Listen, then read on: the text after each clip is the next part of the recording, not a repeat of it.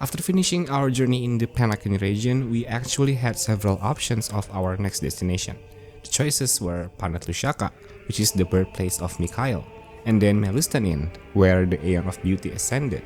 However, this place is known to be dangerous as it served as the epicenter of Teleron disasters. And lastly is AMPHOREUS, the Eternal Land. Previously, Black Swan also suggested we continue our journey to this planet. After all, no Akifili had ever set foot there before, and perhaps this place could hold the solution to the train's nearly depleted fuel supply. So we finally decided to head to AMPHOREUS. After making preparations and warping there, the planet turned out to have the shape of an infinity symbol. It was quite secluded and surrounded by a mass of chaotic matter, making conventional astronomical travel extremely difficult for entry and landing. It could only be observed from the Garden of Recollection's mirror, which is why Black Swan showed it to us. This planet is also a convergence point for three paths: erudition, remembrance, and one yet unknown. It might even serve as a haven for the aeons of these paths. Maybe. After we hurried to prepare for landing, we realized something was amiss. A cheerful presence was missing. Where was March? It turns out that March had been staying in her room because she wasn't feeling well. After Black Swan and Sunday conducted a diagnosis, they concluded that March's body might have been negatively affected by the environment of the Eternal Land. As a result, she decided not to participate in this journey and entrusted her camera to us instead. Suspecting that March's past might be connected to AMPHOREUS, Himeko and Well decided to investigate further. They instructed Black Swan to stay behind to look after March, leaving the leadership of this mission to just us and Danha.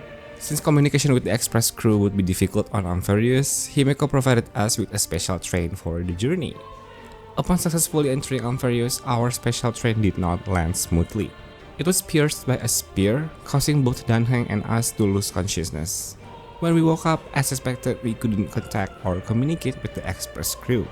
Shortly after accessing our surroundings, we followed a pink-colored creature, only to find ourselves in a precarious situation. However, a white-haired man suddenly appeared, saving us. In the process, he took our baseball bat and broke Danhang's spear. He quickly clarified that his actions were not out of hostility, but were instead intended to prevent violence. Moments later, his red-haired companion appeared, and the two seemed to share a close bond. This marked our first encounter with Phainon and Tribi, who offered to guide us and show us around the area. It turns out their purpose here is to evacuate the surrounding residents, as well as the followers of Titan Nous, to a safer place, the city of Okhema, which is currently still under the protection of the world-bearing Titan, also known as Kefale. The residents' original homes have been destroyed and taken over by several subordinates of the Strife Titan, Nikador. However, the elder in the area initially insisted on staying. That mindset changed upon learning that Tribi is a crisis heir of the ancient Titan they worship, which is the Passage Titan. Yes, the ancient Titans, totaling of 12, are regarded as gods on this planet. But now these gods have turned evil and they must be fought. The heroes prophesied to defeat these Titans and restore peace are the Chrysos heirs. However, this is still a prophecy. The transport to the city of Okhema has arrived, a creature called Dromas. However, when we reached the so-called safe city, danger befell us all. The city had already been attacked by some of Nikador's subordinates, the Strife Titan. Naturally, as the main character, we helped fight off some of these forces. There is something odd about what happens here. When Tribi recites an incantation to unleash the power of the Time Titan, Oronix, it feels as though we are strangely familiar with the words. After momentarily brushing off this peculiarity, we resumed helping to save the city. Eventually, we met a third Chrysos heir introduced in this patch, Mayday. Unlike Phainon, who is gentle-hearted, Mayday is reckless and tends to disregard his surroundings when using his powers. It turns out they were ordered by Aglia to evacuate and protect Okhema from Nikador's attack. Mayday informs us that Nikador, the Strife Titan, is currently at the Marmorial Palace, one of the locations in the city. Hurrying there, we are introduced to a woman named Castoris, who is also a Chrysos heir. It seems that we don't have to worry about some of the enemies there, as this woman has already secured the area. However, something strange about Castoris stands out. She warns us not to walk too close to her, as if being near her could hurt us somehow. Anyway, back to the main goal, the Marmorial Palace, where Nikador resides. Upon arriving at the Marmoreal Palace, we were immediately confronted by an evil titan who had long been considered a threat to countless lives and the peace of the world. However, with the help of Aglia's golden threads which successfully immobilized Nikador, we managed to defeat him, or at least one of his godly forms. Of course, this wasn't Nikador's true body, otherwise the story would have ended here. This marks our first encounter with Aglia, a Chrysos heir who has been assigned to lead all the others in this mission. There's something peculiar about her. Aglia seems to be truly blind. Whether this is a blessing or a curse that tied to being a Chrysos heir is unclear, but all individuals with golden blood possess something extraordinary or unique. In Aglia's case, it is perception. She has the ability to sense things through the power of her golden threads. As we talk to her, she begins to share the history of AMPHOREUS, which we learn by interacting with water said to be blessed by the water titan. This reveals fragments of the past. AMPHOREUS was once ruled by 12 titans, each playing a distinct role. Some of these titans were known as the Fate Titans, responsible for creating and enforcing the rules of the world.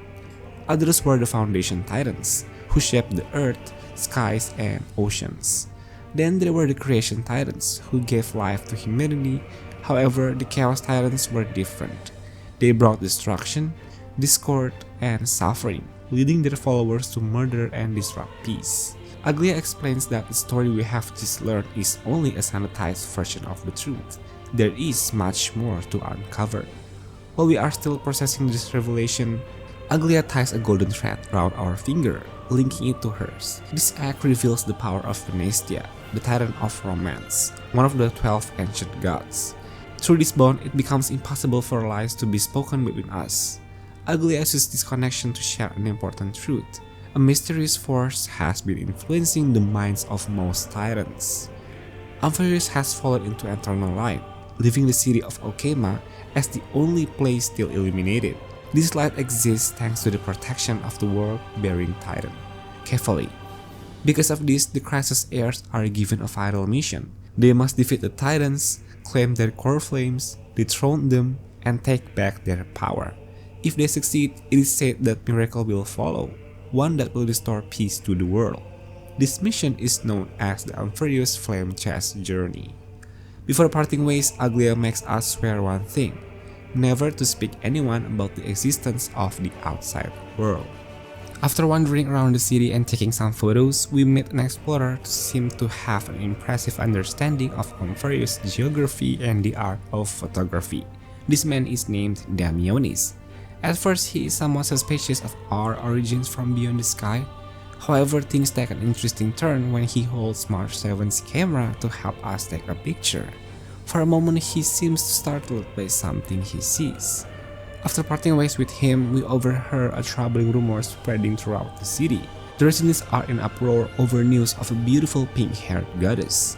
Suspecting the source of this gossip, we quickly realized that the culprit must be none other than Demise.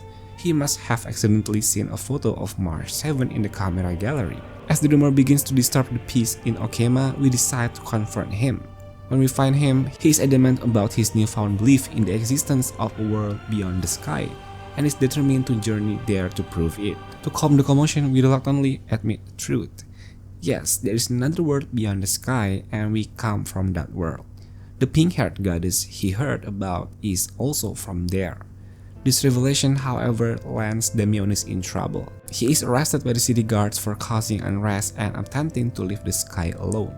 Despite this, the rumors continues to spread among the city's residents, and with it, we have now broken our promise to Aglia. What should we do next? Naturally, we must extinguish this gossip. The only way to do this is to seek out the statue of Verax Leo, a figure known for its love of gossip and spreading bizarre news across the city. We hope to convince the statue to create some new, distracting rumors to divert the residents' attention. Fortunately, Mayday arrives just in time. The statue appeared to fear him enough to avoid any funny business. With Mayday's presence, we managed to convince Verax Leo to help resolve the issue. The residents' attention is successfully diverted, and the immediate problem is resolved. But what about our broken promise to Aglia? That question looms large over us. How will we face her after this? It turns out that we were invited by Aglia to receive a reward for helping resolve the city's issues. I wonder what could it be? As it turns out, she gave us a place to rest as well as ceremonial vessel, resembling a basin. This basin is an ancient relic from the Ocean Titan and served as a field connecting to the vortex of Genesis, the place where the divinity of all Titans resides and where a miracle will appear once all the Titans' core flames are reclaimed. Guided by Aglia, we arrive at the sanctuary housing the basin. However, something unexpected immediately unfolds. Aglia ties both of our hands with her golden threads while Castri stands behind us, ready to execute. This is an interrogation, and bound by the threads we are forced to tell the truth. Any lies will lead directly to death. The reason Aglia is doing this is clear. It's because we broke our promise about the existence of the world beyond the sky. Aglia explains the history behind her actions. In the past, there was once a nation fascinated by the idea of venturing beyond the sky. However, Aquila, the Sky Titan, forbade such expeditions and punished them by wiping out their entire kingdom. This is why Aglia does not want anyone to know about or attempt to explore the world beyond the sky. After the interrogation ends and we narrowly avoid death, Aglia declares that she will continue to oversee our journey in AMPHOREUS. However, this decision creates a palpable discomfort, as mutual trust between us and Aglia is clearly strained. Fortunately, Phaenon arrives just in time and persuades Aglia to leave this matter in his hands. It turns out that before the interrogation began, Castoris had already informed Phaenon about the situation, which helped ease the tension significantly. Phaenon comments that Aglia's heart has become cold as ice, likely due to the effects of becoming a demigod, which has distanced her from her humanity. Inside the sanctuary of the vortex of Genesis, we see 12 constellations representing the 12 Titans. Some of the constellations are illuminated, while others remain dim. The illuminated constellations signify that the core flames of those Titans have already been secured. Surprisingly, 6 constellations are already glowing, meaning that even before our arrival, the Crassus heirs were already halfway to achieving the miracle. When a Crassus heir successfully claims a core flame, they ascend to become a demigod. So far, only 2 demigods reside in the city, which is Tribi and Aglia. Together, they are the ones who have gathered all the Crassus heirs from across the world. So, what's next for us? We have decided to stay in AMPHOREUS and help the Crassus heirs achieve their goals. Fortunately, Trien, a part of Tribios, has detected the location of Castrum Kremnos, a city that has been notoriously difficult to find due to the thick fog covering it. The city was once the place where Strife Titan was worshipped, and is also Mayday's hometown, the home of all warriors. Of course, we took some time to rest, but strangely we kept dreaming about pink-colored entity. We already know who they are, but what is the reason for constantly haunting us? The next day arrived and it was time to prepare for our journey to Kremnos.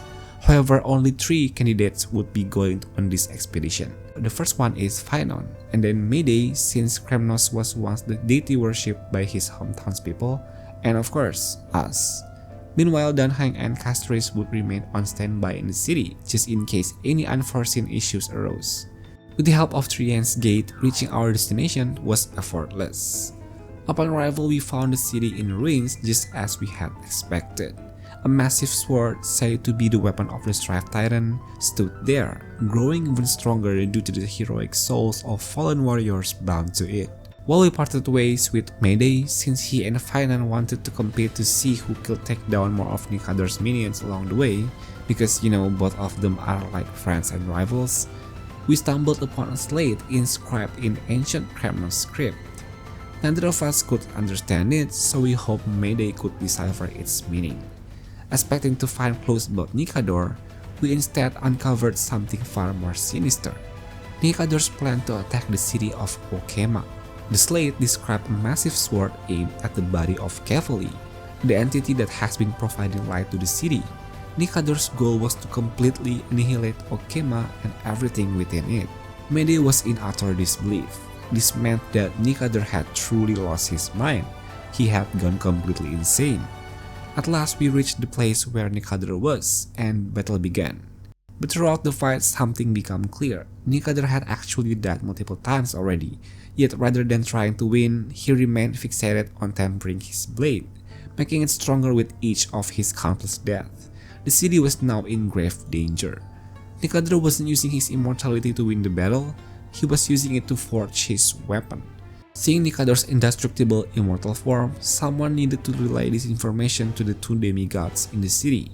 Mayday ordered us and Phaenon to return immediately while he stayed behind to hold off Nikador for as long as possible. Thanks to what could either be a blessing or a curse, the fate of being Kratos' heir, Mayday had many lives, essentially making him immortal too. Because of this, he was the only one capable of holding off the Mad Titan in this moment. We rushed to inform Aglia as soon as we returned to the city. Nikador had made his body indestructible, and the inscriptions on the slate we found detailed one of his infiltration plans into Okhema. However, Aglia chose to keep this information from the city's inhabitants to prevent panic and chaos. She then stated that the only way to understand why Nikador's body had become this way was to meet Oronyx, the Titan of Time, in hopes that they could reveal a vision from the past and uncover what drove Nikador to act this way.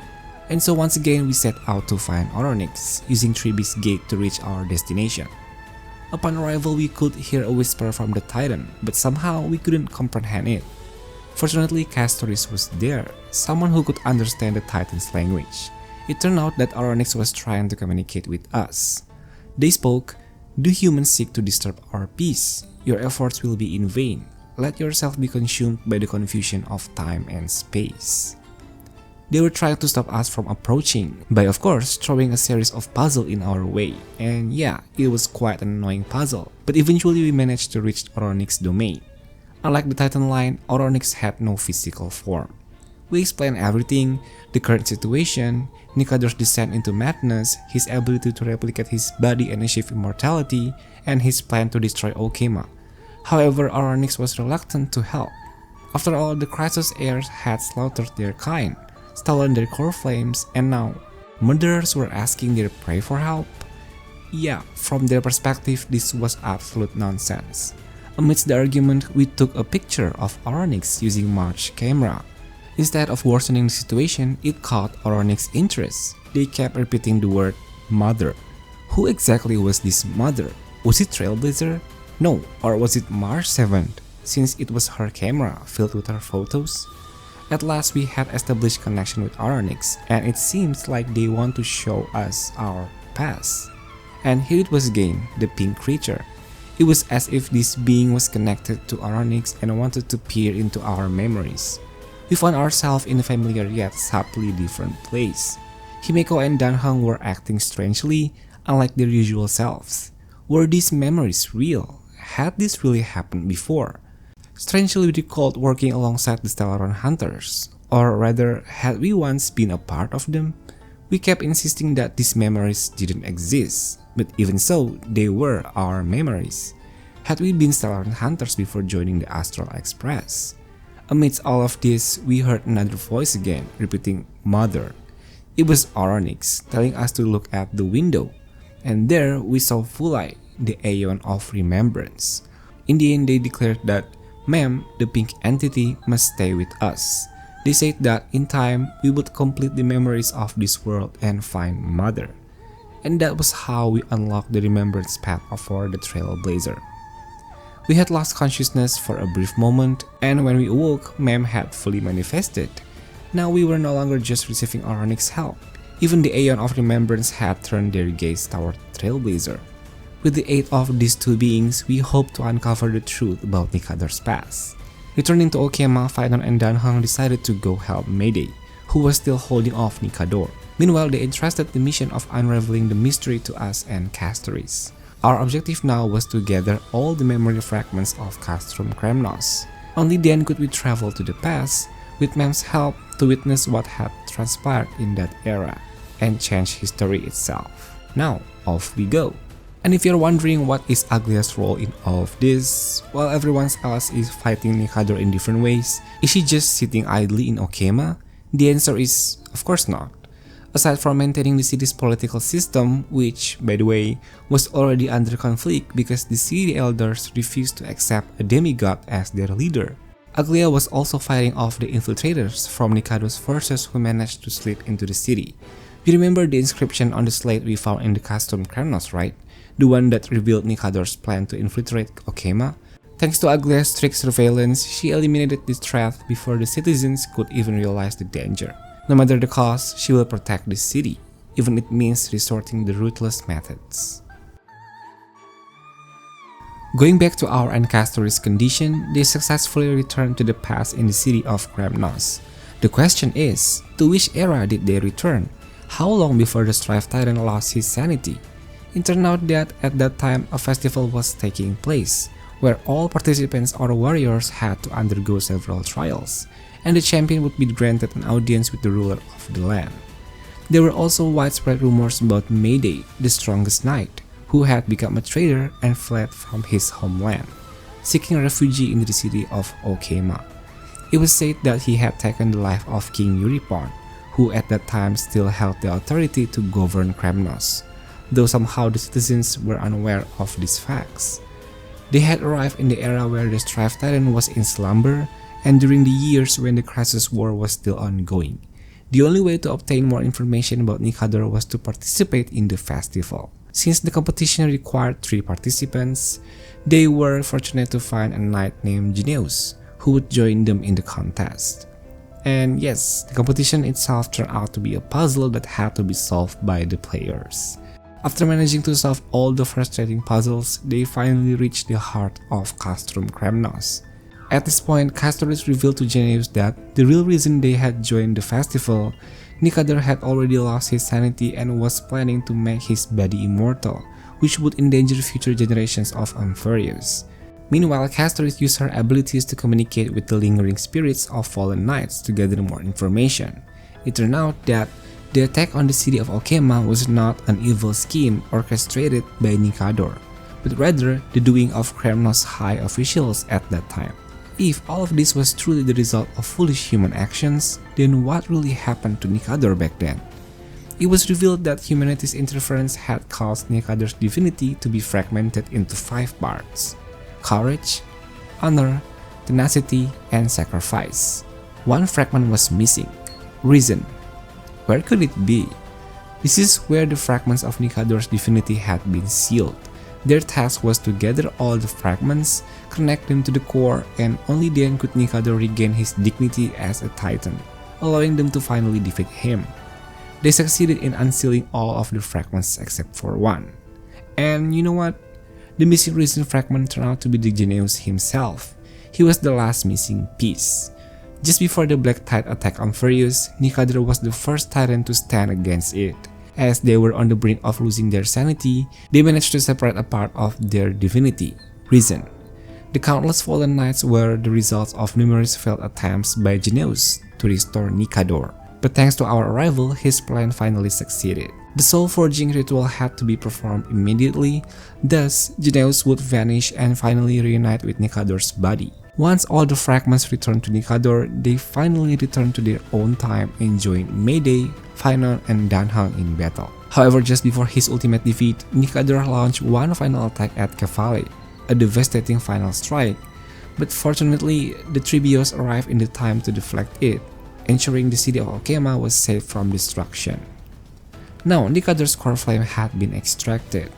However, Mayday was reluctant to claim it. Instead, he deemed Phynon more worthy of bearing the core flame of Nikador. Even though everything had been successfully accomplished, Phynon still harbored deep doubts. Was he truly worthy of becoming the next Crassus heir? Could he really take control of Nikador's core flame? It seemed that Phynon was still heavily burdened by his past, and this lingering doubt continued to haunt him. The ritual for the induction of a new Crassus heir began, taking place within the vortex of Genesis. The ceremony was supposed to go smoothly, but because Phynon's lingering self-doubt, he had to be further tested by one of the representations of the Titan's equal divinity before he could officially become a demigod. Mayday was worried.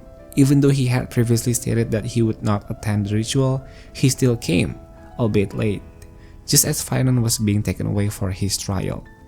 Phynon was someone with a dark past, Everything dear to him had been taken away, his family, close friends, and even his homeland. Because of this, he still harbored a deep-seated resentment which could interfere with his duty as the Krasus heir. Now all they could do was hope that Phynon would return safely and that the ritual would be a success. Meanwhile, at the Herta space station, the real body of the Herta was eager to send a message to Nous, the Aeon of Erudition. However, this was an extremely difficult, if not impossible, task. Herta needed to power up the audience system, which required putting the entire space station into hibernation mode. Rebooting it afterward would demand significant resources. It turned out that the audience system had encountered a glitch. Alongside her assistant, a sentient mirror, Herta had to travel across different zones to repair it. Once everything was fixed, however, it became clear that the glitch zones were not the only problem Herta had to deal with. An intruder had been waiting for the perfect opportunity to strike. This intruder was none other than a memo snatcher, an agent sent by the Garden of Recollection. Their mission was to steal memories from the Aeon Nous, which is why they had been waiting for Herta to successfully transmit her message. However, no one could outsmart the Herta. We had to say goodbye to this memo snatcher for good, as they ended up being trapped inside Herta's mirror. Yes, forever. With no more disturbances, the audience system was successfully rebooted, and it was finally time to send the message to Nous. But unfortunately, another interruption arose for Herta. Just as she was about to establish communication with the Aeon, she was suddenly interrupted by a message from two mysterious individuals, none other than Welt and Sunday. They had found Herta's unconscious body and managed to catch her attention. Well, she had to say goodbye to Nous for now because a much bigger problem demanded her attention: other people's problems. Welt and Sunday immediately explained the situation in AMPHOREUS, how they had lost contact with the two of their comrades and how March's condition was rapidly deteriorating. Since AMPHOREUS was a world where three paths intertwined, one of them being Erudition, Herta's assistant as an emanator of that path would be greatly appreciated by the Astral Express. Speaking of the Astral Express, how are things going there? As Himeko was about to bring food for March, she was shocked to discover that her condition had worsened drastically. Her body was now entirely encased in ice, and to be continued. So that's the summary of Trailblaze Quest 3.0 in Honkai Star Rail. If you enjoyed this, please hit the like and subscribe button to show your support. Let me know in the comments if you like this type of content and I will make another one for you. Of course, for the Trailblaze mission in the next patch. I will see you humans in the next video.